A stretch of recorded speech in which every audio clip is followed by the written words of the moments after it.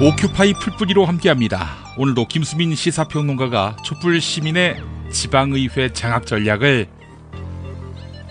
오큐파이 풀뿌리로 함께합니다. 김수민 시사평론가가 촛불 시민이여 지방의회를 장악하라. 네, 그 전략을 여러분께 소개합니다. 여성 정치의 가능성 그리고 미래를 이야기할 텐데요. 녹색당이 친박연합과 어떻게 연대했는지 흥미진진한 이야기 곧 보내드립니다. 아울러 선대인 경제연구소장과 함께하는 시간은 지난 수요일 선대인 경제연구소 용인지사가 주관한 위기의 한반도 평화구축 해법이란 제목의 토크쇼 실황을 보내드립니다.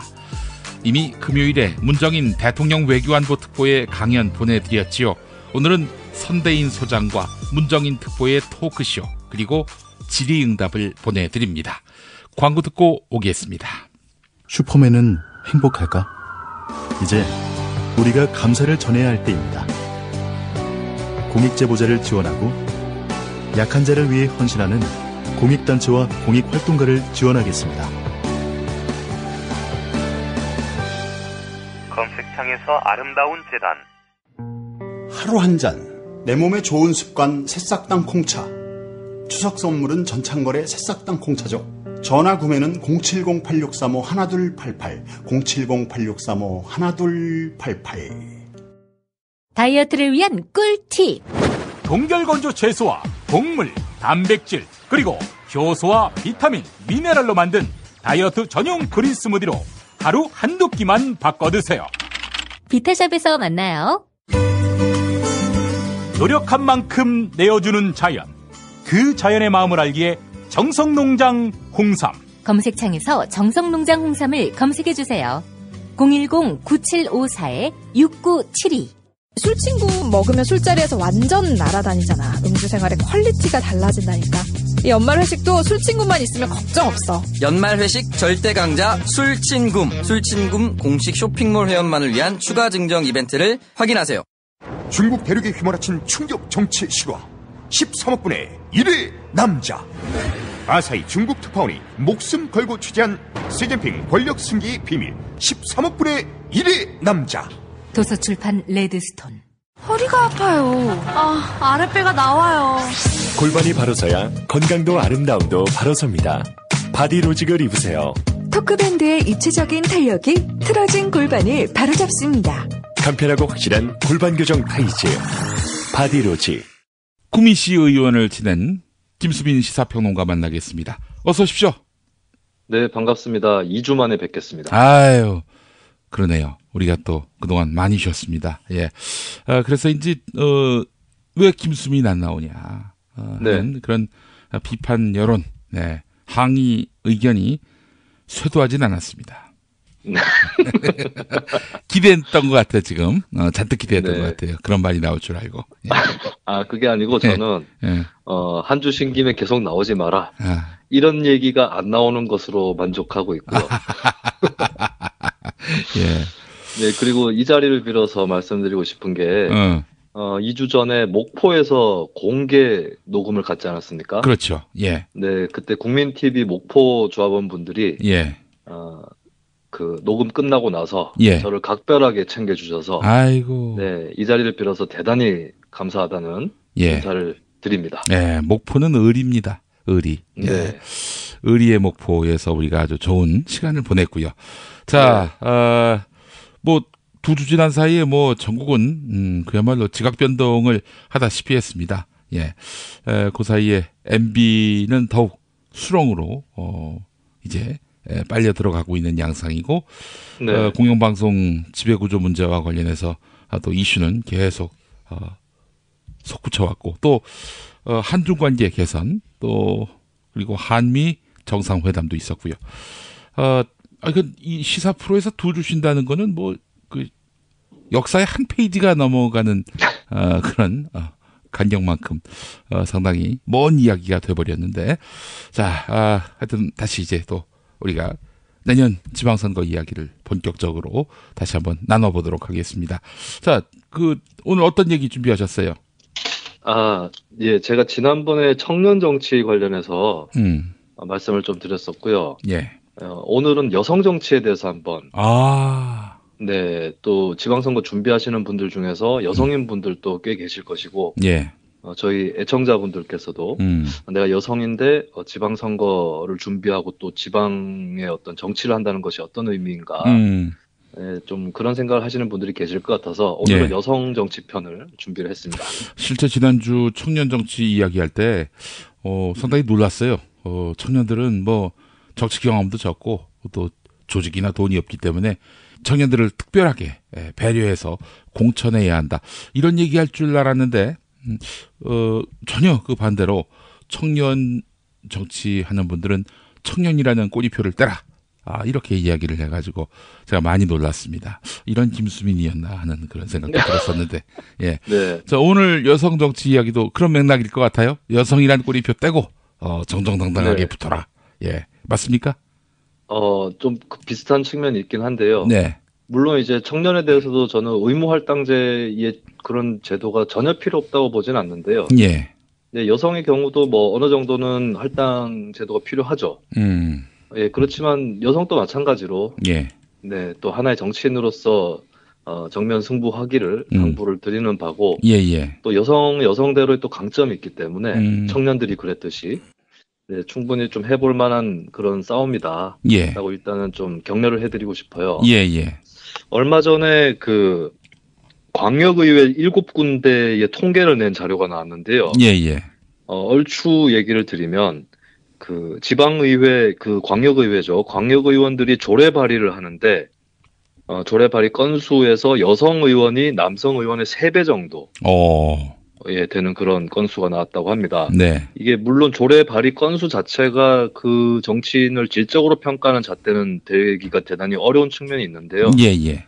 다만 현재의 지방의회, 기초의회, 광역의회 할 거 없이 조례 발의 건수 자체가 대단히 낮아요. 조례를 발의하는 그 의원들의 열의도 떨어지는 편이고 실적도 대단히 저조하기 때문에 예. 그래서 건수도 양적 평가 이상의 질적 평가의 잣대가 될 수 있는 게 현재의 상황이고요.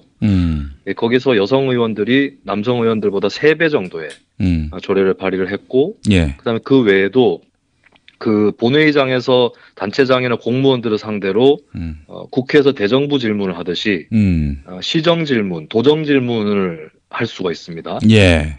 여기서도 3배 정도의 더 많은 건수를 여성 의원들이 나타냈고 행정사무감사에서도 3배 이상의 지적 건수가 여성 의원들이 남성 의원들보다 더 많게 나타났습니다.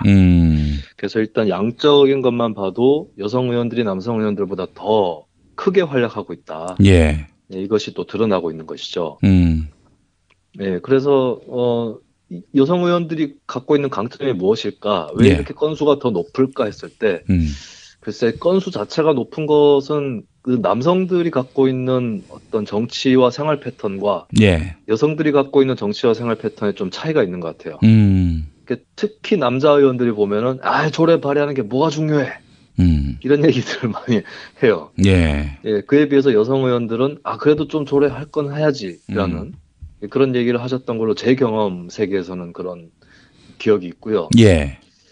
그 좀 더 모범적으로 활동을 하시고 계신 거죠. 그리고 남성들은 좀 뭐랄까요, 공식적으로 뭘 해결하기보다는 뒷자리라든가 밤이라든가 그리고 조례라는 것을 입법을 하는 제도적 방법이 아니라 좀 비공식적인 방법들을 동원하는 그런 사례들이 많고 그게 어떻게 보면은 사회생활이 몸에 익어 있다 이렇게 볼 수 있겠지만 사실은 그런 식으로 일을 풀어나가다가 결국에 한계에 많이 부닥치거든요.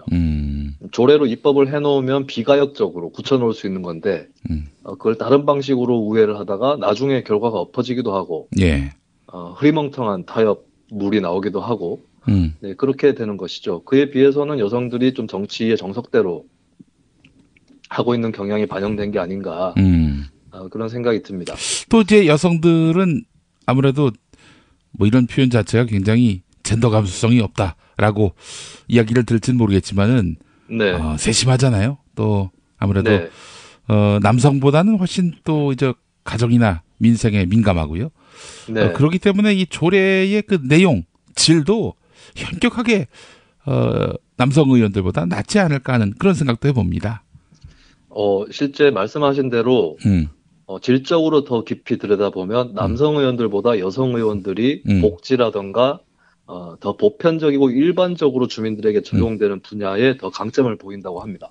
그래서 이제 섬세하다는 표현을 쓰셨는데 그것이 여성은 항상 섬세해야 한다. 여성은 항상 이제 집안일을 해야 한다. 이런 식으로 오해하는 사람들이 있을까봐. 김수민 같은 사람들이 대표적인 사람들인데.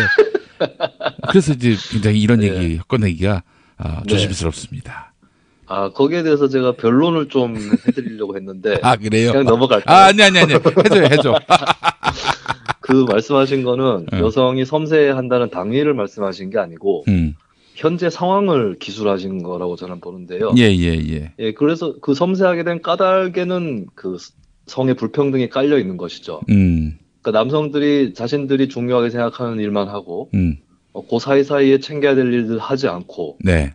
그리고 결과가 나오면은 그거를 독점해서 자랑을 하고 과시하고 이런 과정에서 그거를 못 챙긴 것들을 여성들이 또 하시다 보니까 여성들이 또 그런 특성을 갖게 된 거라고 저는 봐요. 그래서 김용민 PD께서 여성들은 섬세해야지라고 말씀하신 게 아니라 그 결과 현상의 결과적인 걸 말씀하셨기 때문에 그 말씀 자체는 저는 그 젠더 감수성이 없다거나 그렇게 보지는 않고요. 그래서 이게 그러니까 사회적 약자가 가지게 되는 강점이에요. 이 관계는 남성 대 여성뿐만 아니라 예를 들어서 자본가 대 노동자라든가 뭐 부자 대 서민이라든가 여기서도 다 드러날 수 있는 부분이 되겠죠. 예. 네, 그래서 약자로서 살다 보니까 조금 강자하고는 다른 특성을 갖게 되고 그것을 거꾸로 활용하고 이용해서 이제 세상을 더 평등하게 만들어 나가는. 그래서 결과적으로는 뭐 성 간 격차나 빈부 간 격차를 해소하고 예. 인간이면 누구나 해야 될 일인데 약자들에게만 떠안겨진 것들이 공평하게 분배되는 뭐 그런 역전의 어떤 역사를 보여주는 한 단면이라고 봐요. 네. 그래서 그 자체는 뭐 아무리 김용민이지만 젠더 감수성이 없는 말은 아니었다. 알겠습니다. 그래서 예. 참 제가 지금 또 기억이 나는 게 제가 지방의원이 되고 나서 얼마 안 된 시점에 경기도 과천에서 한번 전국 지방의원들 많은 분들이 모인 적이 있었어요. 네. 토론회를 같이 가졌고 그 자리에는 주로 조금은 더 진보적인 개혁적인 분들이 오신 것 같긴 한데 너나 할 거 없이 당을 가리지 않고 많이 오셨어요. 근데 제가 기억에 나는 게 그 뒤풀이를 갔는데 저하고 같이 테이블에 앉게 된 분 중에 한 분이 충청도 지역에서 당시 기준으로 4선인가 5선 하셨던 분이에요. 상당히 오래되신 분이고 그분이 딱 앉자마자 저는 그때 무소속이었고 또 옆에 분은 국민참여당 소속의 지방의원, 초선 의원이 계셨는데 국민참여당 하면은 유시민 그렇죠. 작가가 생각이 나고요. 예. 네. 그래서 근데 저희한테 딱 그분이 하시는 말씀이 앉자마자 이번에는 그렇다 치고 다음엔 줄을 잘 서야 될 텐데 어떻게 할 거냐고 이렇게 얘기를 하시더라고요. 그러니까 뭐 거기는 깔려 있는 거죠. 뭐 당신은 젊고 무소속인데 계속 그렇게 갈 수 있겠냐. 그리고 국민참여당 분한테도 마찬가지로 당신은 소수정당 아니냐 이런 뉘앙스가 분명히 깔려 있는 질문이었고 좀 기분이 나빠지기 시작했어요 슬슬. 그리고 그분은 당을 여러 번 옮기신 분입니다. 충청도에 그런 의원들이 많죠. 그렇죠. 충청도는 옮길 만한 당이 뭐 A당, B당이 아니라 C당까지 있기 때문에 거대 양대 정당은 물론이고 충청도당이 많았잖아요. 예전에 자민련이 있었고, 그렇죠. 그 전에 이제 신민주공화당이 있었고, 자민련이 있었고, 또 뭐 국민중심당도 있었고요. 자유선진당도 있었고, 그게 이제 그렇습니다. 선진한국당인가 선진통일당인가 그걸로 이름이 바뀌었다가 나중에 현재 자유한국당으로 흡수가 됐는데, 그래 진짜 뭐 민주당에 있던 분이 어느 날 갑자기 자유한국당이 있고 뭐 그런 게 가능한 그런 뭐랄까 이념의 벽이 높지 않은 그런 지역이라고 해야 될지, 예, 네. 뭐 하여튼 그런 생각이 들었어요. 예. 그게 아마 하다가 한 3개 정당 다 도신 그랜드슬램을 달성하신 분도 계실 테고. 예. 대표적인 사례는 뭐 이인재 의원 또 그런 그렇죠. 사례겠죠. 예. 이인재 의원이 정의당만 가면 완전 그랜드슬램이 될 것 같은데. 글쎄 말입니다. 하여튼 그분한테 뭐 당적 관련 얘기를 들을 때는 근데 그런 얘기를 또 하루 이틀 듣는 건 아니라서 조금 참고 있었죠. 먹을 것도 나오고 있고 하고. 근데 제가 결정적으로 열받았던 게 그분이 이런 얘기를 하셨어요. 여성 의원들 보면은 참 저 사람이 무슨 일을 한다고 들어왔는지 모르겠다. 저 사람들 다 관변단체의 김장당국이하고 그런 사람들이 어쩌다 줄 타고 와서 들어온 거다. 이런 식의 얘기를 하더라고요. 그러면서 그 여성 의원들이 무슨 조례를 발의하겠냐. 이런 얘기를 하던데 아까 제가 말씀드렸던 데이터상으로도 여성 의원들이 조례 발의 건수도 더 높기도 하지만 그분이 정말 그 마을 행사나 잔치에서 김장 담그던 사람의 관점과 처지를 무시한 것이 아닌가. 네, 그런 생각이 딱 들더라고요. 예. 그래서 제가 활동할 때는 구미시의회에 4분의 여성 의원이 계셨어요. 4분이 좀 많은 편입니다. 역대 구미시의회 치고는. 왜 4분이 들어오실 수 있었냐면 한 분은 지역구 의원이었고요. 나머지 3분이 다 비례대표셨어요. 야, 영남인데 그게 가능할까 생각하는 분들도 있어요, 사실은. 예. 이게 그러니까 비례대표가 구미시의회가 3명이었는데 3명이 다 여자라는 것은 3개 정당이 들어왔다는 얘기입니다. 다당제가 됐다는 얘기인데 예. 보통은 자유한국당 계열 이쪽에서 2명이 들어와서 그 중에 1명은 남자 비례대표 2번 예, 그런 경우고 이제 민주당이 그래도 한석은 들어와요. 그러면은 비례대표 의원 3명 중에 2명이 보통 여성 의원이었는데 그때는 제가 뭐 이 방송에서도 몇 번 말씀드렸지만 구미의 친박연합이라는 정당이 있었습니다. 네, 친박연합이 한 30% 정도인가 제2당으로 득표율이 나와서 그래서 그 당시에 한나라당, 친박연합, 민주당 이렇게 해서 여성 의원들이 다 비례대표 1번들이 들어오신 거죠.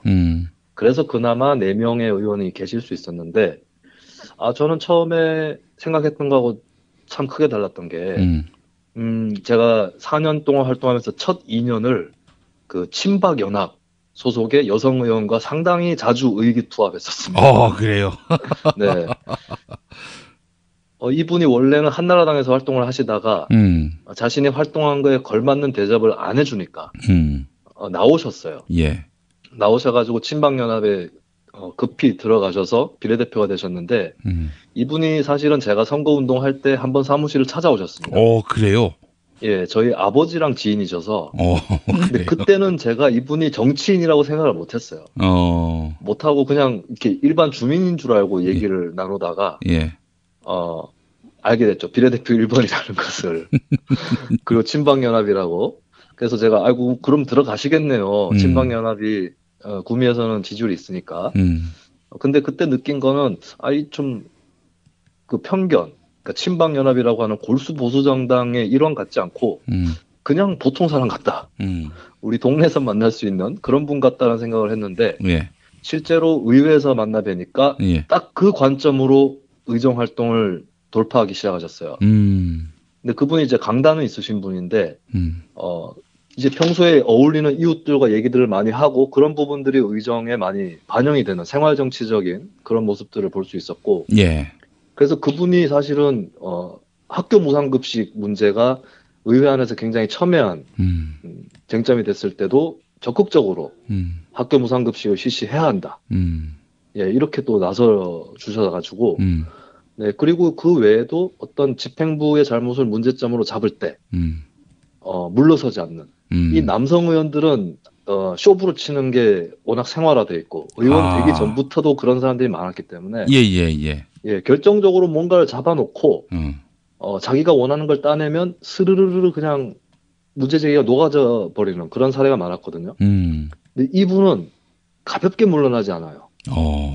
네, 그래서 굉장히 서로 많이 도움을 주고받았었고 지금 또 기억나는 게 구미시립 노인요양병원에 간병 하시는 분들이 간접 고용 형태로 계시다가 예. 임금 착취 때문에 항의를 하셨는데 그 용역업체가 폐업을 했어요. 그래서 일단은 용역업체를 새로 구해서 고용을 승계하든가 아니면 이분들을 직고용으로 승계해라. 병원 측에서. 예. 그게 제 입장이었었는데 제가 감사 때 그걸 다룰 때 이분이 딱 바로 제 발언 뒤에 거들어 주시면서 본인이 또 시댁의 그 시어머니 간병 때문에 간병사들이 어떤 고충을 겪고 있고 어떻게 환자들에게 도움을 주고 있는지 잘 아시는 분이었어요. 예. 그러면서 그런 경험을 밑바탕 삼아서 이분들은 병원의 필수 인력이라고 봐야 된다. 예. 왜 의사 간호사만 필수 인력이라고 하느냐. 네, 이런 취지의 발언을 굉장히 소신 있게 이어가시던. 네, 그래서 참 이렇게 어떤 자기 생활에 경험의 그런 관점들이 그대로 의회에서 굽힘없이 반영할 수 있는 뭐 그분 개인의 특성일 수도 있겠지만 한편으로는 여성 의원으로서의 강점을 제가 또 많이 보게 됐고. 지금 그 친박연합이라고 말씀하셨는데 친박연대하고는 또 다르잖아요. 네, 친박연대는 2008년 총선 때 짭짤하게 성과를 올리고 나서 2010년 지방선거 때는 좀 조용히 있었어요. 예. 그리고 실제 이름도 바꿨었고. 근데 그 틈을 타서 예. 박근혜 씨하고 친분이 없는 사람들이 친박연합이라는 당을 대구 경북 중심으로 만들었었습니다. 그래요. 네, 그래서 구미에서는 친박 이렇게 달고 있으니까 또 이명박 씨가 그때 인기가 없었거든요. 예. 그래서 보수 유권자 상당수가 친박연합을 지지하는 그런 현상이 2010년 지방선거 구미에서 있었습니다. 그렇군요. 아니 그 친박이라고 한다면은 뭐 아무래도 보수적일 테고요. 또 네. 제가 알고 있기로는 친박근혜가 아니라 친박정희로 알고 있거든요. 그렇죠. 원래 처음에는 그런 얘기도 안 했었는데 박근혜 씨하고 친분이 없다는 게 자꾸 밝혀지니까 네. 예, 친박정희다라고 반경 논리를 만든 것이죠. 그래요? 그런 거였어요? 예. 네. 하여간 재밌네.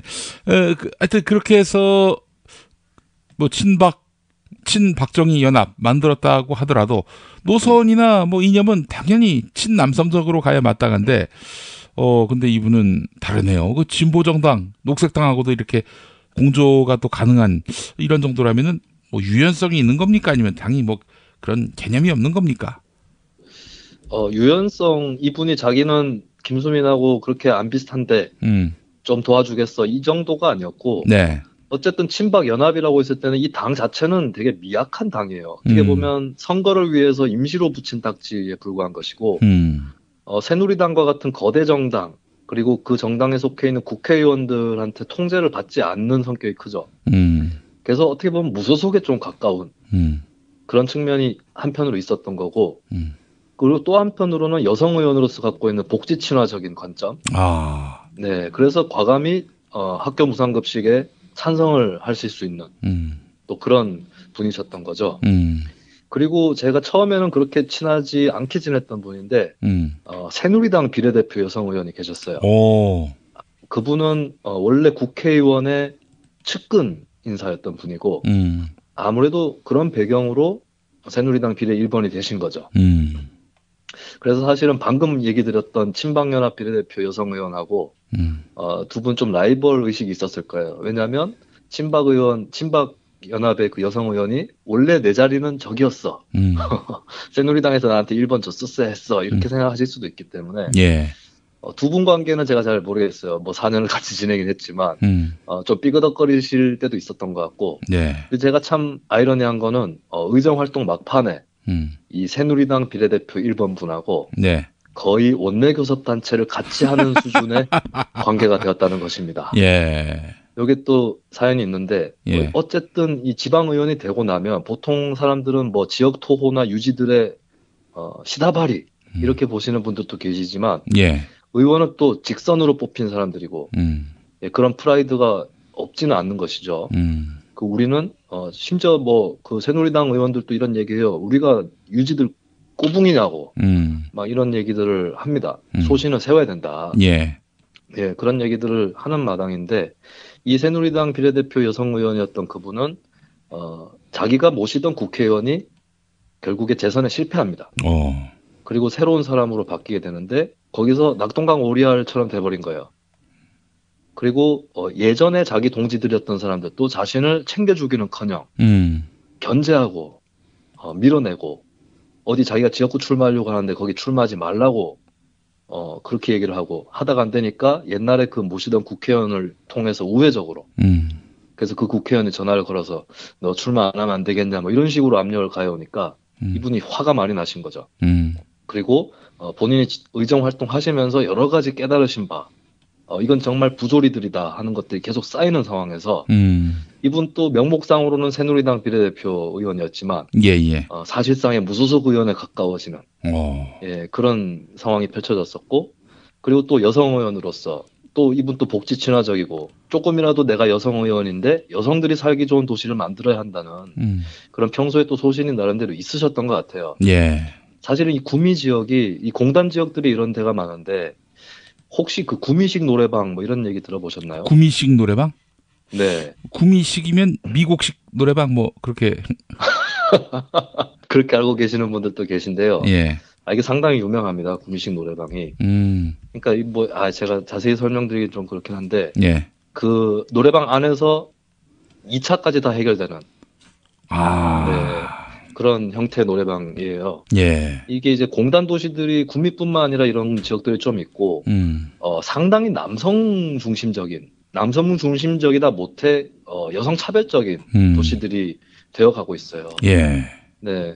그래서 한간에 예전에 뭐 구미 지역에 그 예전에 그 성매매 단속으로 유명했던 김강자 서장이 구미로 부임한다라는 네, 그 정도로 해야 된다라고 하는 그런 루머까지 났을 정도였는데. 근데 그분은 또 자기 소신을 물어보니까 공창제가 필요하다 이런 쪽이더만요.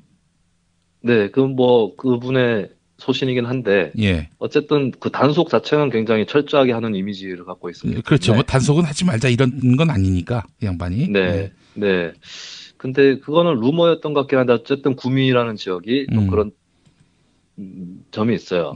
그리고 그 속에서 여성으로서 갖고 있는 문제의식이 있을 수 있는 거죠. 네, 하여튼 여러 가지로 그래서 그냥 농담 삼아 그분 말고도 저하고 그 민주노동당 의원하고 그다음에 무소속인데 원래 보수 성향이었던 무소속 의원 2분하고 그다음에 그 새누리당 비례대표 여성 의원까지 5명을 포함해가지고 원내교섭단체 제도가 없긴 하지만 5명이 한 블럭처럼 움직였었어요.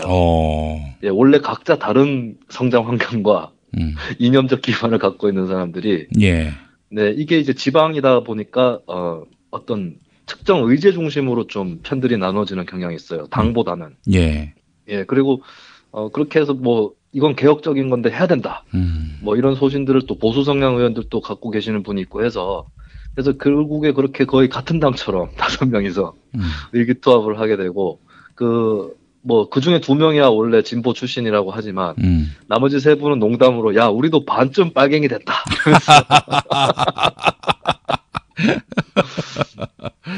그래서 그 5명이서 뭉쳐서 그 임기 내에 했던 마지막 작품이 우리 김 PD님이 기독교 신자시지만 기독교 자료관을 구미 지역의 교계에서 건립을 하기로 했는데 구미시로부터 보조금을 신청을 해갖고 받게 된 거예요. 상당히 거액을. 근데 저희는 이게 예산 편성 지침에도 이 특정 종교 교리 전파에 쓰이는 예산은 지원을 못하게 돼 있거든요. 아니 근데 구미가 기독교와 관련해서 뭘 기념할 게 있습니까? 일단 기독교 역사가 100년이 넘었다.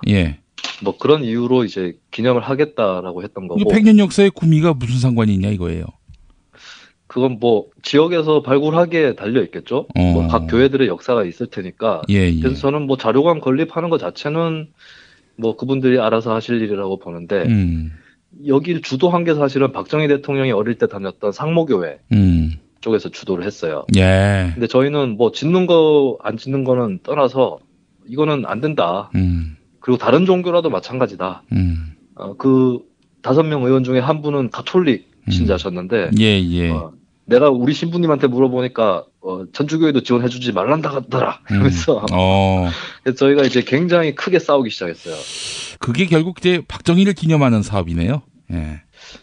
꼭 그렇다고 보기는 어려울 것 같은데요. 근데 사실 그 보수 개신교계에서는요, 박정희가 기독교 그 부흥에 많은 공헌을 냈다 이렇게 주장하고 있습니다. 실제 박정희 그렇죠. 시기에 그 기독교세가 엄청나게 불어났거든요. 네. 근데 그게 불어난 게 말이죠. 어떤 뭐 박정희가 기독교 복음 전파에 도움을 줘서 그런 게 아니라 워낙에 그 압축 성장을 하다 보니까 도시에 그 빈민들이 많아진 거예요. 네. 이 빈민들이 뭉쳐가지고 싸우는 게 아니라 이 여의도 순복음교회 같은 교회에 가가지고 뭐 일주일 동안의 분을 막 그 열광적인 찬송과 기도로 풀어내는. 그래서 네. 사실은 박정희하고 조용기하고 찰떡궁합이었다 이런 얘기가 있어요. 그래서 네. 많은 보수 교계에서는 뭐 이 박정희 시대에 어마어마하게 교세가 불어나니까 이건 저 박정희 덕이다 라고 이렇게 이야기하는 사람들이 많습니다. 네. 그 맞는 말씀이고 아마 기독교 자료관이 생겼으면 박정희 관련 내용이 들어가긴 들어갔을 거예요. 예. 근데 참고로 그 상무교회가 박정희 마케팅을 많이 하는 교회는 아니에요. 예, 그게 또 썩 도움이 안 될 수도 있습니다. 박정희 싫어하는 사람은 교회에 오지 말라는 뜻이 될 수도 있기 때문에. 네. 예. 그래서 어쨌든 뭐 어느 정도 말씀하신 대로 엮여 있을 것 같긴 한데요. 예, 어쨌든 간에 이거는 특정 종교에 대한 특정 교리 전파에 대한 지원이기 때문에 안 된다라고 의원들이 소수지만 좀 크게 들고 일어났었고 예.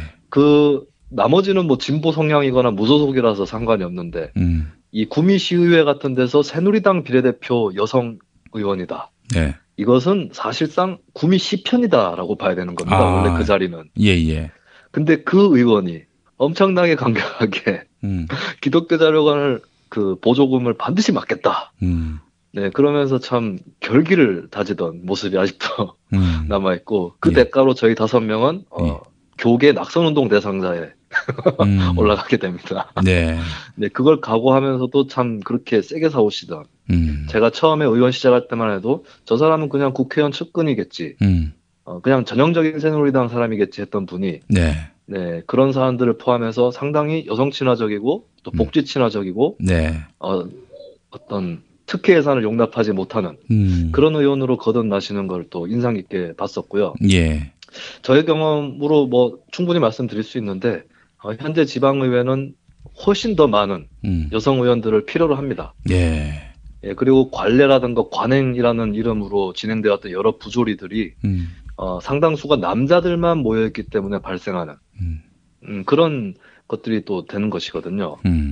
예, 아까 제가 말씀드렸던 구미식 노래방이라는 것도 남성 중심적인 직장 문화가 결국에 만들어낸 것인데 여성들이 만약에 뭐 회사의 중간 간부라든가 또 대표이사라든가 이런 쪽으로 많이 진출했다면 과연 그런 문화가 그대로 이어졌을까? 그거는 아니라고 우리가 쉽게 짐작할 수 있듯이 네. 예, 지방의회도 설령 뭐 제가 아니라고 생각하는 정당, 자유한국당 같은 정당일지라도 예, 여성 의원들이 조금 더 많이 진출하는 것이 더 바람직하고 물론 들으시는 분들 중에서 그럼 예를 들어서 이은재 같은 사람이 더 진출해도 되느냐 이렇게 생각하실 수 있는데 저는 분명히 말씀드릴 수 있는 건 이은재 같은 여성 의원이 나오는 이유는 여성 의원이 너무 적어서 그래요.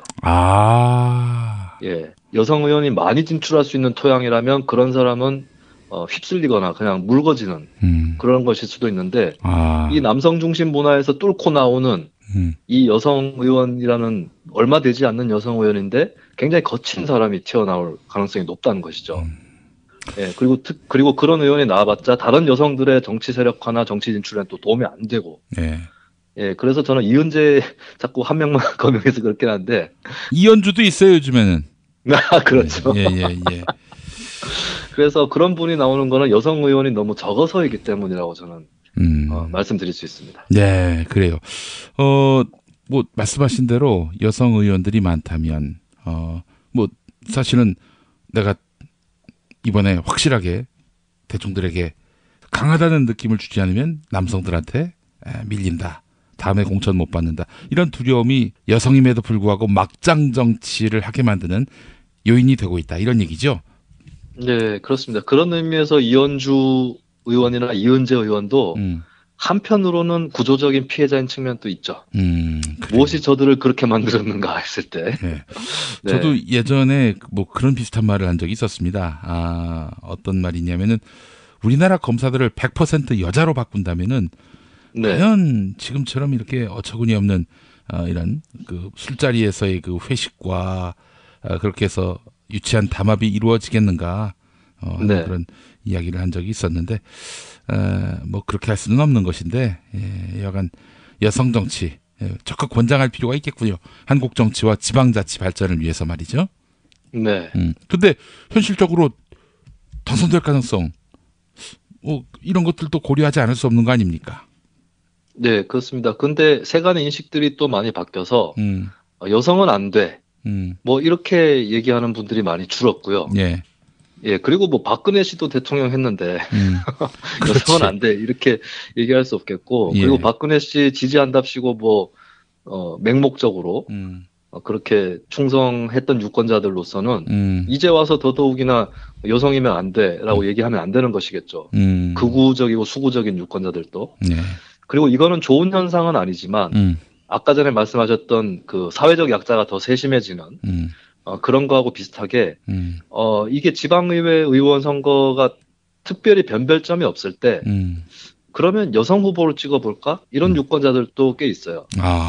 그래서 꼭 선거에서 불리하지는 않다. 예. 물론 저는 궁극적으로 그런 현상도 타파되는 것이 맞다고 보지만 네, 역으로 여성이라는 것이 더 부각되는 긍정적으로 그런 게 있기 때문에 선거에서 꼭 불리하다고 보지는 않고요. 다만 이런 건 있어요. 좀 여성 정치인에게 요구되는 여성 후보에게 요구되는 까다로운 쓸데없는 여건들이 좀 있어요. 네, 제가 아는 어떤 청년 정치인인데 여성인 분이고 예. 2010년도에 광역의원 선거에 출마를 하셨는데 여성 후보는 머리를 좀 단발로 잘라야 된다 이런 계율이 있어요.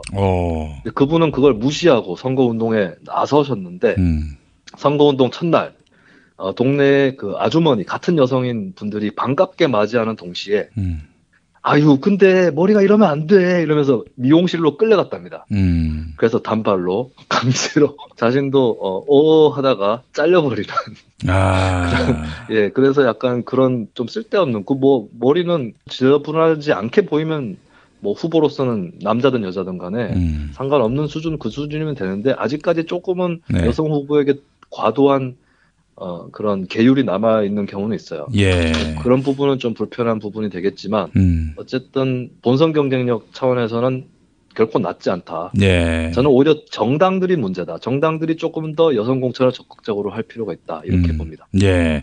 그래요. 공천 문제와 관련해서 사실 청년 정치인이 나선다고 하면 기성 정치권도 싫어하진 않아요. 그러나 여성 후보에 대해서는 상대적으로 그 삐딱한 시선으로 바라보는 그런 측면이 네. 강하단 말이죠. 이걸 개선하는 것이 필요하다 이 말씀이고 오늘 이야기를 나누면서 갑자기 남장 정치인을 했던 김옥선 씨가 생각이 났습니다. 네네. 예, 그 양반은 사실 여성인데 남성 복장으로 정치를 하셨던 분이죠. 뭐 물론 이제 뭐 남성이 지배하는 한국 정치에서 적응하기 위해 일부러 남장한 건 아니더라고요. 뭐 어머니가 먼저 죽은 오빠를 너무 그리워해서 그래서 나도 아들처럼 살겠다 해가지고 남장하고 다닌 건데 네. 여간 그 양반도 생각이 나고요. 근데 그 양반이 뭐 나중에 이제 또 비리 문제로 뭐 시끄럽고 또 빈축을 사기도 했지만은 정치할 때는 뭐 그 누구보다도 강력한 야당 정치인으로서 그 이름을 알리지 않았습니까? 아마 박순천 의원 이후에 가장 좀 강력한 존재감을 가졌던 여성 정치인으로 기억이 되죠. 예. 부총재급까지는 하셨던 것 같은데. 글쎄 네. 말입니다. 예. 아이고, 근데 벌써 보니까 80이 넘었어요, 이분이. 예. 네네. 네. 알겠습니다. 자, 오늘 우리 김수민 시사평론가와 함께 했는데, 오늘 저희가 지금 녹음한 시간을 따져보니까, 뉴스 관장하고 거의 동일한 러닝타임이었습니다. 네. 그러나 뭔가 크게 빠진 것 같습니다. 바로 이승원 씨의 역할이 아닌가 네. 하는 생각이 들고요. 그런 의미에서 보면은 남자들만 해서는 뭐 절대 뭐 완성체가 될 수 없다 이런 생각도 해보게 되면서 오늘로 이제 김수민 평론가는 이제 인사를 나누고 다음 주부터는 이승원 평론가로 함께하도록 할까요? 좀 봐주시오. 중상. 알겠습니다. 자, 김수민 평론가 오늘 수고하셨습니다. 네, 고맙습니다. 야, 근데 홍어가 진짜 그렇게 몸에 좋아? 아니 끝내준다니까. 근데 비싸지? 열나 싸고 열나 맛있는 홍어가 있다니까. 어디? 알싸한 홍어. 네이버 검색창에 알싸한 홍어를 검색하시고 1599-6456 전화 주문도 가능합니다. 학교에서는 어휘 개념을 하나하나 설명해 줄 시간이 정말 부족하잖아요. 그럼 어떡하죠? 어휘 공부의 정석. 초등어휘 3000, 초등어휘 5000. 검색창에 초등어휘 3000을 쳐보세요. 입맛 없으신 부모님, 공부하는 우리 아이들 야식거리, 손님 맞이 음식까지 참 걱정이네, 걱정이야. 이제 이런 걱정 끝! 믿을 수 있는 남도 먹거리 쇼핑몰이 있으니까요. 전통 방식 그대로 100% 한우 나주곰탕과 현미 쌀국수로 가족의 건강을 책임집니다. 다음 포털에서 남도 먹거리를 검색하세요. 살다 보면 꽃 주문할 일이 생깁니다. 1566-0263. 네이버에서 검색된 사이트보다 최대 2만원 싸게 해드립니다. 좋은 사람과 플라워. 1566-0263. 잊지 마세요.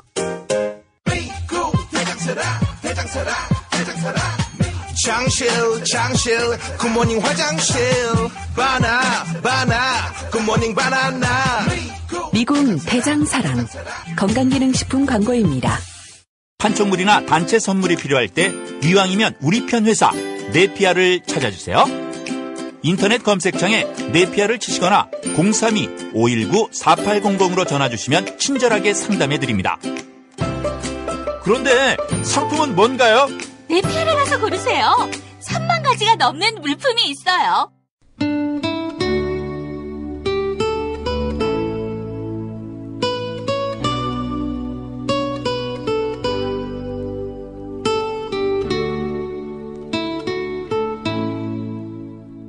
함께하고 계신 팟캐스트는 김용민 브리핑 특별기획 오큐파이 풀뿌리입니다. 새로운 세상, 새로운 중앙정부를 만든 촛불시민이 지방정부 리모델링의 주체로서 그 힘을 키워가는 나라, 그 나라를 꿈꿉니다.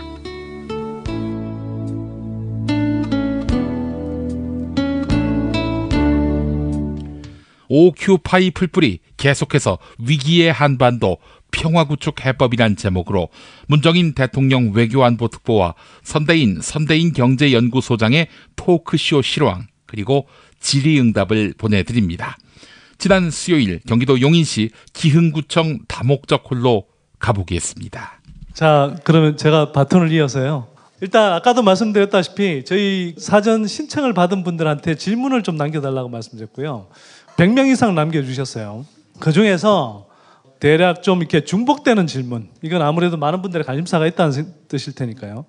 그러면서도 교수님한테만 답변을 드릴 수 있는 질문 중심으로 이렇게 이제 좀 뽑아봤습니다. 자, 먼저 좀 질문 드리고 싶은 것 중에요. 지금 트럼프 대통령이 방한 중이기 때문에 트럼프 대통령과 관련한 질문이 좀 있습니다. 미국 트럼프 대통령은 미치광이인가요? 아니면 미치광이 전략을 쓰는 국가 비즈니스맨입니까? 저는 그분은 사업가라고 보고요. 상당히 계산된 행보를 하는 사람이고 미치광이처럼 보이는 것도 계산된 행보고요. 그리고 얻을 거 있으면 상당히 아주 점잖고 얌전한 모습을 보이고요. 얻을 게 없으면 얻어가기 위해서 미치광이처럼 행동하는, 어떻게 보면 미국의 국익에 상당히 충실하면서 자기 자신의 사적 이익에도 충실한, 어떻게 보면 부동산 사업가형 정치인이라고 보면 될 겁니다. 그냥 왜 그러냐면 부동산 사업하는 분들 미국 같은 데 보면 패턴이요. 우리 한국이 상상하지 못할 정도로 가격을 후려쳐요. 엄청나게 후려쳐요. 그 트럼프는 그걸 아주 유명합니다. 가격을 후려치고 그거 넘어가면 이제 싼값에 사는 거고, 아니면 협상해서 조금 올려주고 사는 거죠. 그리고 트럼프는 절대 손해보는 장사 안 하는 되는 사람 아닙니까? 그게 그분이 쓴 책 The Art of Deal이라고, 거래의 기술이라고 하는 그런 책에 보면 그게 자세히 나와 있습니다. 한국에도 사실 국가를 수익 모델로 해서 사익을 추구한 대통령이 계셨죠. 그리고 또 어쨌거나 이제 트럼프 방한한 해서 여러 가지 이제 발표가 있었습니다. 어제 특히 이제 그 양국에서 이제 발표를 했었는데요. 전반적으로 보자면 안보 문제에 관해서는 양국 정상이 좀 비슷한 목소리를, 메시지를 일단 표면적으로 던지는 듯하면서 우리가 이제 미국의 최첨단 전략 자산이라든지 이런 무기 체계들을 도입하는 것들을 계기로 해서 좀 민감한 이슈는 적절한 순에서 이렇게 좀 좋게 표현하고 경제 문제에 관련해서 일정하게 이해관계를 나누는 식으로 아마 좀 발표를 했던 것 같아요. 이 부분에 대해서 이렇게 교수님께서는 전반적으로 이번 정상회담을 어떻게 평가하시는지 좀 말씀을 주시면 좋겠습니다. 글쎄, 뭐 우리 문재인 대통령께서 제일 원했던 거는 사실 제재 압박을 넘어서 새로운 북핵 문제 타결의 어떤 돌파구를 마련했으면 하는 건데 제가 볼 때 거기까지는 안 간 것 같고요. 그러나 하나 분명한 거는 북한 핵 문제를 평화적으로 타결한다라고 하는 데는 두 정상이 의견을 같이 봤고요. 그러니까 저는 계속 평화적 타결이라고 하는데 평화라는 표현을 거의 안 씁니다. 트럼프 대통령은 평화, 외교 이런 표현을 거의 안 씁니다. 그런데 이번에 그거에 대해서 동의를 했다는 것은 결국 우리 대통령의 의견을 많이 받아들인 거라고 보고요. 그 다음에 제가 볼 때는 미국에서 트럼프 대통령이 오시기 전에 많은 각계각층에서 트럼프 대통령에게 많은 조언이 왔어요. 상대방의 입장 좀 배려하라. 그리고 트위터에 올리는 식으로 그런 식의 막문에 가내식 그런 수사는 쓰지 않으면 좋겠다. 이런 것들이 많이 왔었고 트럼프 대통령도 그런 것 같아요. 어저께 제가 저녁에 이제 트럼프 대통령 국빈 만찬에 갔었어요. 근데 어저께 국빈 만찬에서 한 연설은 정말 그렇게 아름다울 수가 없어요. 뭐 문장 하나하나도 그 영어 문장, 오히려 통역은 조금 어수룩했던 것 같은데 영어 문장 하나는 그렇게 아름답게 할 수가 없어요. 그런 걸 봤을 때는 제가 볼 때는 뭐 상당히 마음을 먹고 우선 제일 중요한 게 동맹이 중요하니까 동맹 중요하다는 걸 강조한다는 면에서도 좀 그러니까 돌발적인 그런 행동을 안 하신 것 같고 그다음에 이제 손익 계산을 따질 때도 여기 와서 우리가 전략무기 많이 사겠다. 근데 여러분들 우리 정부에서 전략무기 많이 사겠다라고 하는 게 이번 와서 트럼프 대통령한테 뭐 압박받아서 그런 건 아니고요. 우리가 지금 북한의 미사일 위협에 직면하고 있지 않습니까? 그래서 그걸 막기 위해서 뭐 한국형 미사일 방어 체제로 하고 있고 또 그와 연동시켜서 킬체인이라고 해서 오펜시브 디펜스라고 하는데요. 미사일 방어에 있어서 공세적 방어라고 하는 건데 적이 우리에게 미사일을 발사할 또는 적대적 징후가 보였을 때 일종의 선제적 타격하는 것을 킬체인이라고 하는데 그거 하려고 하면은 그 다음에 또 더 나가서 이제 한국형 대량 응징 보복 전략이라고 하는 게 있는데요. 그거는 이제 북한이 군사 도발을 했을 때 억지가 실패했을 때 북한이 도발을 하는 거니까 그때 그거에 대해서 보복 반격하는 걸 넣는 건데 우리가 미사일 방어를 하든 킬체인을 하든 대량 응징 보복을 하든 요걸 하려고 하면 필요한 게 뭐냐면요. 지휘, 통제, 통신, 정보, 정찰, 감시, 자산이 필요해요. 근데 우리가 정찰, 감시, 자산은 거의 제로에 가깝습니다. 거의 미국에 의존을 합니다. 그리고 여기 7공군, 오산 7공군에 의존을 합니다. 그래서 지금 우리가 제대로 한국형 킬체인을 하고 미사일 방어를 하고 대량 응징 보복을 하려고 하면은 우리에게 제일 필요한 거는 결국 감시 정찰할 수 있는 겁니다. 우리야 위성도 필요할 것이고 저는 핵 추진 잠수함은 반대예요. 여기 해군 출신 안 계신지 모르겠습니다만은 그거 말고도 우리가 사올 거 많고 그리고 그거 사오는 건 쉽지는 않을 거예요. 미 의회에서 제동을 많이 걸 거예요. 핵 사용하는 문제 때문에. 그러나 지금 그런 식으로 정찰 감시 쪽 자산을 많이 사올 것이 있기 때문에 우리가 필요해서 하는 것이지 그것이 꼭 무슨 트럼프한테 여기 왔으니까 무슨 헛떡 하나 더 준다는 그런 뜻은 아니에요. 그래서 그걸 우리도 필요한데 그것을 외교적으로 적절하게 활용한 케이스가 이번 케이스라고 볼 수가 있을 겁니다. 근데 교수님 말씀하시면서 이제 핵 추진 잠수함 도입은 반대한다 이렇게 말씀하셨잖아요. 근데 언론에서는 핵 추진 잠수함도 구매할 것처럼 이렇게 표현되어 있는 언론들이 상당히 있더라고요. 그래서 교수님께서는 왜 핵 추진 잠수함 도입은 반대하시는 건지 그 말씀 좀 해주시면 좋겠습니다. 우리 건 이따 백 장군님한테 좀 여쭤보시죠. 저는 군사적 유용성에 대해서 네. 핵 추진 잠수함을 들여온다라고 하는 게 기본적으로 북한의 잠수함 발진 그러니까 Submarine Launched Ballistic Missile 하는 북한 잠수함 대항용이라고 하는데요. 잠수함은 잠수함을 탐지하지 못합니다. 그래서 소위 정찰기를 사용하는 거죠. 그 다음에 그걸 갖고 있으면 이런 건 있을 수 있죠. 그러니까 핵 추진 잠수함은 그 잠수함에 핵무기 갖고 하는 게 아니고요. 장기간 바다 밑에 있으려고 하면 3개월, 4개월 물 밖으로 나오지 않고 계속 떠 있으려고 하면 디젤 같은 건 다시 재공급받아야 되지 않습니까? 근데 원자력의 경우는 재공급받지 않고 계속 갈 수 있으니까 필요한 건데 우리가 대양 해군을 가서 5대양 6대주로 가는 그런 해군을 가졌다면 그게 필요할 거예요. 그러니까 미국, 러시아는 갖고 있는 거고 인도도 지금 하나 갖고 있죠. 인도양이 상당히 크지 않습니까? 근데 우리 같이 지금 기본적으로 연안 해군 중심으로 하는 데는 저는 그게 필요 없다고 보니까요. 이건 다를 수가 있죠. 근데 이건 제가 특보로 얘기를 하는 게 아니고 이것도 분명히 하죠. 이건 학자로서 봤을 때 시급성을 따져서 오히려 정찰 감시 자산하고 오히려 지금 보복 반격할 수 있는 자산 이런 것들이 더 빨리 필요한 것들 아니냐 이렇게 생각이 됩니다. 네. 그리고 질문 중에 좀 겹치듯이 나온 질문들이 좀 있는데요. 질문 주신 분들 중에 특히 이제 우리가 그 이명박 정부 이전에 남북 간의 활발한 경제 협력 교류가 이루어질 때 그 시절로 빨리 좀 돌아가기를 원하는 또 그 정도로 관계가 복원되기를 원하는 분들이 되게 많은 것 같아요. 그래서 관련해서 김대중 정부 시절에 경제 교류 협력 관계를 복원할 수 있을지 또 복원하기 위해서는 어떤 우리 남한 정부의 이제 이 작업들을 해야 될지 또 그와 관련돼서 또 한편으로는 개성공단 이걸 어떻게 또 재개할 수 있을지에 대해서 질문 주신 분들이 좀 많았습니다. 여기에 관련해서 좀 답변을 주시면. 뭐 개인적으로는 개성공단 재개하는 걸 원하죠. 그러나 지금 같은 유엔 안보리 제재 결의안 그리고 미국의 독자적인 제재 그리고 세컨더리 보이콧의 제3국 제재 이런 구조로 봐서는 뭐 개성공단 재개는 지금 상당히 어렵다고 보고요. 그 다음에 일반적인 남북 경협도 어렵다고 봅니다. 그러니까 북한에 현금이 가는 그런 경제교류는 상당히 지금 어려운 상황이 되어 있습니다. 그러나 현금이 가지 않거나 가더라도 소위 정부 대상으로 가지 않은 것들 같은 건 좀 있을 수는 있을 거예요. 오히려 김대중 정부 있을 때 6.15 공동선언보다는 2007년 남북 정상선언 내서 남북한 교류 협력을 많이 합의를 봤죠. 그래서 10월 3일 날 14 정상선언을 했고 11월 17일인가 될 거예요. 남북 총리가 만나서 45개 사항에 대해서 합의를 합니다. 거기에 뭐 안변조선공사부터 시작해서 뭐 해주 무슨 특구부터 시작해서 상당히 경제 부분이 많은데요. 45개 합의사항 중에서.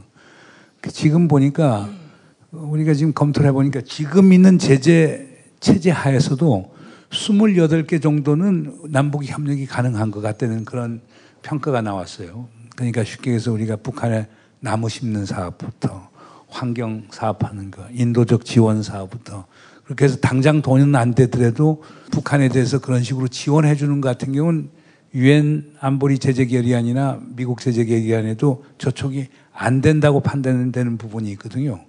그런 건 가능하지 않겠느냐. 그런데 그것도 미국이 저항은 상당히 클 겁니다. 미국의 입장은 지금은 북한과 얘기할 때가 아니다. 북한 계속 목조해야 된다.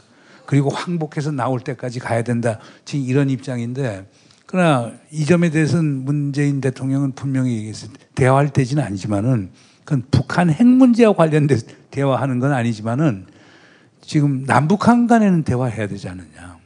그래서 이산가족 재상복을 위한 적시회담은 미국이 뭐 반대한다고 해도 하시겠다는 게 문재인 대통령의 시각이고 그다음 남북한 군사회담. 남북한 군사회담은 상당히 중요해요. 미국이 처음엔 반대를 했다가 요즘 좀 이해하는 부분도 있지만은요. 근데 미국은 지금 북한하고 대화할 건 아니라고 얘기를 하니까 어려움이 있는데 지금 보세요. 북한 핵을 둘러싼 군사적 긴장이 상당히 고조가 되지 않았습니까? 이런 상황에서 서해에서 충돌이 연평도 포격사건 같은 충돌이 있거나 목함지뢰 사건 같은 것들이 DMZ 상에서 일어난다고 보세요. 그럼 확전 가능성이 상당히 많아지는 거거든요. 근데 그건 미국이 관리하는 게 아니란 말이에요.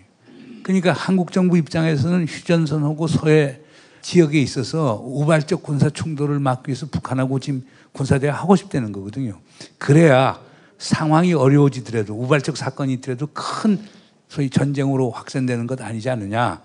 그러니까 처음에 뭐 미국에서는 그것도 안 된다라고 얘기를 했던 걸로 제가 압니다만은 뭐 지금은 우리 하겠다고 그러면 미국에서도 반대는 못할 겁니다. 왜냐하면 그게 상황의 안정적 관리를 위해서 필요한 거니까 그 대화한다고 해서 뭐 북한에 돈 들어가는 것도 아니니까 그런 입장을 취하고 있기 때문에 현 정부는 어떻든 간에 지금 남북한 간의 교류 협력 없는 거는 우리 때문이 아닙니다. 8월 9일 이후에 북한은 남측하고 거의 접촉을 지금 중지시켰기 때문에 최근에 지금 그걸 재개하는 움직임이 보여요. 그렇게 되면 상당히 빨리 될 겁니다. 특히 평창올림픽에 북에서 대표단 파견하기 시작하면은 아마 그 전에 또 유소년 축구단도 또 있을 수 있고 많이 돌아가야 되면 그런 걸 계기로 해서 남북한 간에 큰 변화가 올 것 아니냐. 뭐 대통령께서도 그런 걸 상당히 희망하고 있기 때문에 꼭 부정적으로 볼 필요는 없다고 봅니다. 통일 모델이 독일형 모델이 있고 그다음 베트남형 모델이 있는데 뭐 다른 모델도 있습니다. 그러니까 독일형 모델을 흡수통일이라고 얘기하죠. 베트남 모델을 무력형 통일이라고 얘기하죠. 또 우리가 하면 점진적 합의 통일도 있어요. 예멘형인데 예멘이 통일된 다음에는 북예멘이 남예멘을 완전히 흡수해버렸지만은 통일 과정은 양측이 합의에 의해서 만든 케이스입니다. 우리 어떤 사람들은 그럽니다.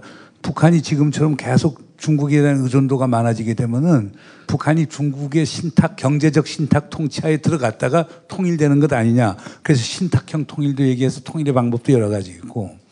그 다음에 두 번째, 통일이라고 하는 거에 얘기해서 그 독일 같은 데는 주변 사강이죠. 주변 사강이라는 다른 게 아니고 러시아, 미국, 프랑스하고 영국인데 이 네 개 국가는 승전국입니다. 그리고 당시 베를린을 이 네 개 국가가 분할 통치를 하고 있었습니다. 대한민국에는요, 그런 승전국이 없습니다. 그러니까 당시 독일은 이 사강의 협의와 합의 없이는 동베를린하고 소베를린을 합칠 수가 없었어요. 그러니까 워싱턴, 모스크바, 런던, 파리에로부터의 동의는 절대적이었어요. 우리가 그런 동의 받을 나라가 어디 있습니까? 있으면 나와보라고 그러세요. 그게 자꾸 착각하는데 그래서 독일 모델을 자꾸 한국에 하면서 강대국 축복을 받아야만 우리가 통일할 수 있고 그러니까 강대국 외교를 해야 된다. 저는 그렇게 생각하지 않습니다. 그렇기 때문에 그런 독일하고 좀 다르다고 보고 세 번째 그 통일 비용과 관련되는 건요. 통일 비교는 우리가 통일을 볼 때 단일 민족 국가로의 통일, 연방제로의 통일, 낮은 단계의 연방제로의 통일. 이건 전부 다 하나의 주권을 가진 국가로 나왔을 때 세 가지 모델이 있어요. 그러니까 지금 오늘날 일본 같은 데가 제가 볼 때는 단일민족 국가에 가장 가깝다고 봅니다. 그 다음 미국이나 독일 같은 데가 연방제고 스위스 같은 나라가 낮은 단계 연방제 해당이 되는데 이건 하나의 주권을 가진 경우예요. 근데 통일이 하나의 주권 하에서 이루어지면은 그게 단일민족 국가든 연방제든 낮은 단계 연방제든 비용은 상당히 높아져요. 왜냐하면 남과 북 사이에 사람과 물자의 자유로운 움직임이 보장이 되고 그 다음 북한이 어느 날 갑자기 OECD 회원국이 되는 거예요. OECD 회원국이 되면은 북한 개발하는데 다른 선진국의 개발 원조를 받을 수가 없습니다. 자, 우리 돈 갖고 해야 됩니다. 독일은 동서독 통일 이후에 국제사회로부터 원조를 단 한 푼도 받지 않았습니다. 독일은 바로 OECD 회원국이기 때문입니다. 이런 건 생각해야 됩니다. 그런데 이제 우리 정부의 공식 정책은 이겁니다. 남북연합입니다. 남과 북이 각자 주권을 갖고 그 다음에 유럽연합과 같은 통합체의 형태를 든 통일을 하자는 거예요. 이 경우는 이제 북한이 계속 개발도상국으로 남고 그러니까 ODA 개발 원조도 받을 수 있고 WTO에는 뭐 GSP라고 하는 특혜 관세도 받을 수 있고 다 누릴 수가 있죠. 그 다음에 통일 비용이라고 하는 건 기본적으로 뭐냐면요. 여러 방법이 계산하는 방법이 있습니다. 북한에 뭐 인프라 투자하는 거, 시장 만들어주는 거, 뭐 공장 지어주는 거 다 있지만 통일 비용의 핵심적 개념은요. 북한 주민의 소득을 남한 주민의 소득의 몇 퍼센트에 맞추느냐는 거예요.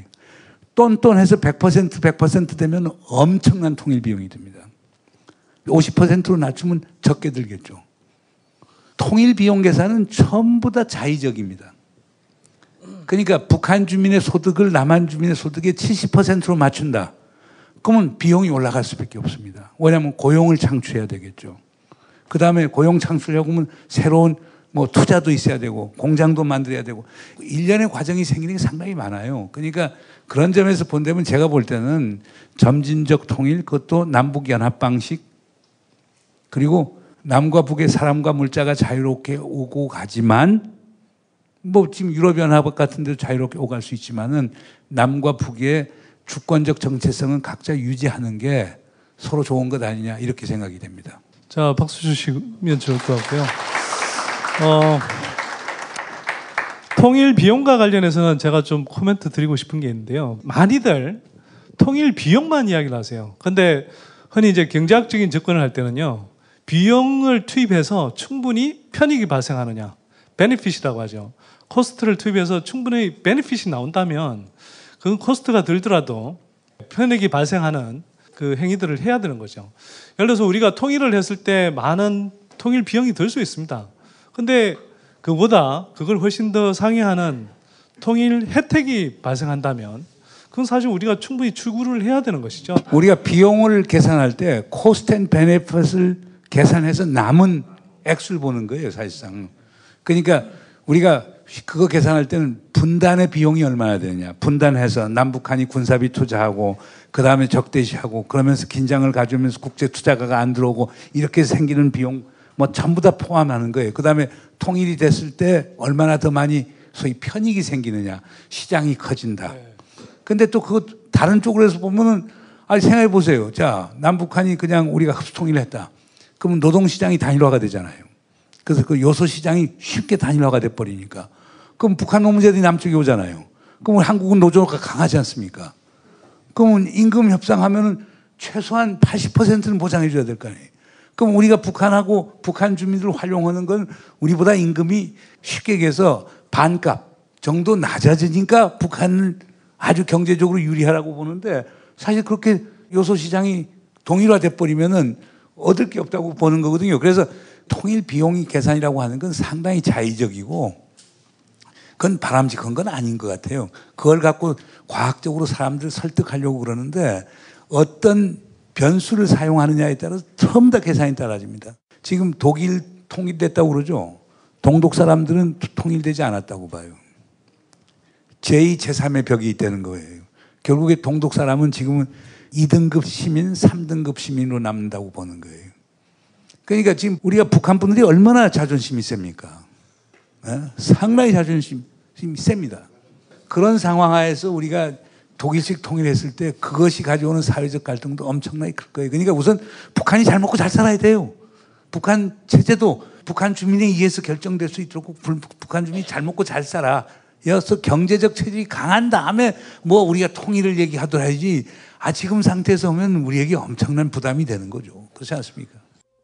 민주주의와 인권이 위협받던 시기 그리스도의 정의와 진리를 선포한 학교 김재준, 장준하, 문익환, 안병무 등의 선각자의 정신으로 종교개혁 500주년 새로운 한국교회의 미래를 열어갈 인재를 양성하는 학교 한신대학교 신학대학원. 한신대학교 신학대학원이 전기 신입 편입생을 모집합니다. 목회자 양성을 위한 석사과정 주간반과 야간반, 일반인을 위한 석사과정 주말 야간반에서 여러분을 기다립니다. 02-2125-0108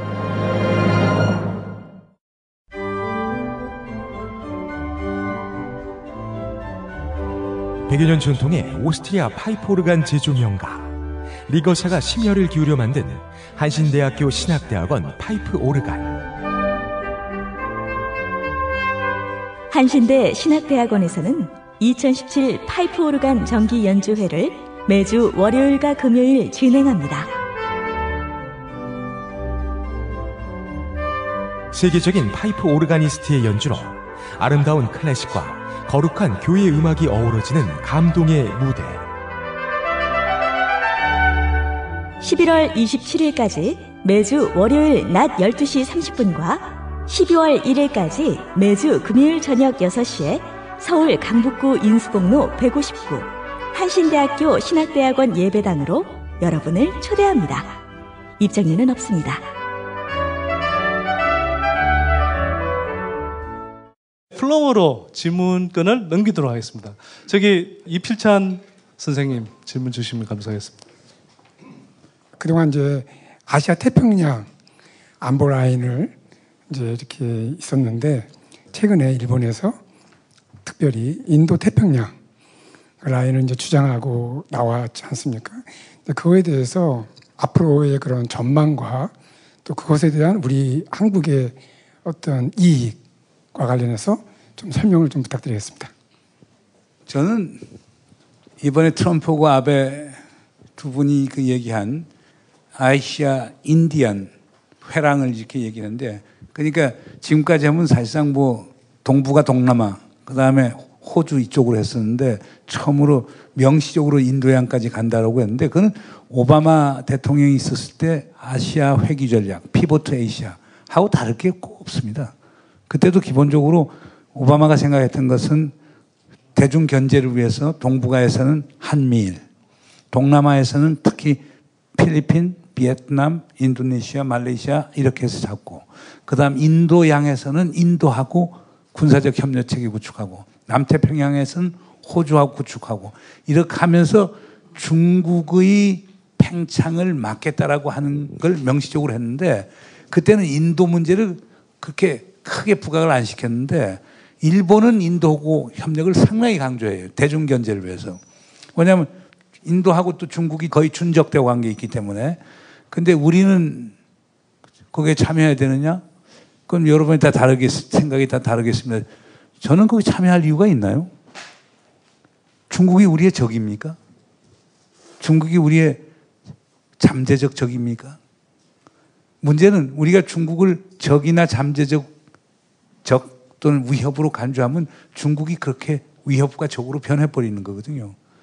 근데 우리가 현실적으로 할 수는 없는 거기 때문에 저는 참 이게 지정학적 사고를 하는 사람들이 이렇게 선을 막 그리면서 만드는 건데, 저는 상당히 위험한 발상이고 상당히 미국에서도 잘못된 국제정치를 생각하는 사람들이 만든 선이라고 봐요. 그러니까 저는 거기에 우리 한국이 꼭 참여해야 될 이유는 없다고 봅니다.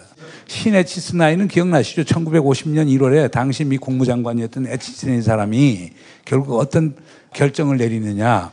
미국의 극동 방위선을 남한에서 오키나와로 내리겠다고 얘기했어요. 그게 스탈린하고 김일성 한편 어떤 시그널을 보냈느냐. 아, 미국이 한반도를 포기하는 거구나. 그게 이제 많은 사람들은 김일성이 하고 스탈린이 남침하게 만든 가장 중요한 이유라고 보는 거거든요. 근데 그런 에치스나인의 개념은 아니고 전반적인 대중 견제를 위한 소위 동맹과 우방국들의 결속을 모이는 건데, 그 밑에 깔려 있는 것은 공동의 가치예요. 자유민주주의와 시장경제를 하는 국가들끼리. 인도, 일본은 전부 다 민주주의와 시장경제를 한다고 보는 거거든요. 근데 중국은 아니라고 보니까, 그러니까 일종의 가치동맹이라고 볼 수가 있어요. 그게 우리가 말하는 전략동맹이라고 보긴 힘들고. 그렇기 때문에 우리한테 우선 기본적으로 미국, 일본이 그렇게 하게 되는 건 해상통로 안전을 확보하기 위해서 한다는 거거든요. 그건 내가 볼 때 조금 이제 무리인 표현이에요. 중국이 언제 해상통로를 방해하겠다고 한 적이 없거든요. 지금 세계에서 가장 무역을 많이 하는 국가가 어디입니까? 중국입니다. 무역하는 국가가 해상, 육상 통로 봉쇄하는 적 본 적이 있습니까? 그건 말이 안 되는 거예요. 미국도, 미국 해군이 왜 해상 통로 봉쇄를 가장 반대합니다. 큐바 위기 있을 때 로버트 케네디 당시 법무부 장관이자 존 F 케네디의 동생이 해상 봉쇄하라고 명령을 내요. 해군 참모총장이 결국 잘렸지만은 미 해군은 Freedom of Navigation at High Sea, 근데 국제 공해상에 있어서 항해의 자유를 지키는 것은 미 해군의 가장 기본적인 철학이다. 양보 못하겠다고 그랬거든요. 그 왜 그런가? 그때 미국이 바로 패권국이 되지 않았습니까? 2차 대전 이후에 미국이 사실상 패권국이 되고, 패권국으로 할 수 있는 것은 자유무역 질서를 강조하면서 5대양 6대주의 황해의 자유를 보장하는 데 있는 거거든요. 그렇기 때문에 제가 볼 때는 이런 것들이 워싱턴에서 국방비 많이 받아 나가려고 하는 사람들이 뭐 이렇게 선 그려보고 저렇게 선 그려보고 세상 살기 어렵게 만드는 것들인데, 우리 깨어있는 시민들은 그거에 대해서 아주 직시를 할 필요가 있겠죠. 자, 지금까지 좋은 의견 나눠주신, 또 좋은 통찰을 나눠주신 문정인 교수님한테 뜨거운 박수 다시 한 번만 부탁드립니다.